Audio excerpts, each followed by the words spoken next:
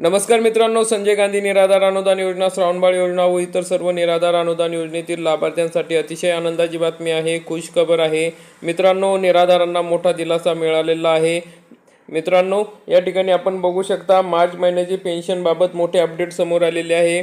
आता मार्च महिन्याची पेन्शन ही 13 मार्च 2026 पासून लाभार्थ्यांच्या खात्यात येणार आहे. त्या संदर्भातला मेसेज SAS महाआयटी या पोर्टलवर आलेला आहे. या ठिकाणी आपण बघू शकता काय मेसेजमध्ये तर आपणास सूचित करण्यात येते की DBT प्रणालीवर दिनांक 11 मार्च 2026 रोजी संध्याकाळी 6 वाजल्यापासून 12 मार्च 2026 रात्री 11 वाजेपर्यंत पोर्टलवरील लाभ वितरण करण्याची कार्यवाही करण्यात येणार असून सदर कालावधीत पोर्टल सक्रिय राहणार नाहीत.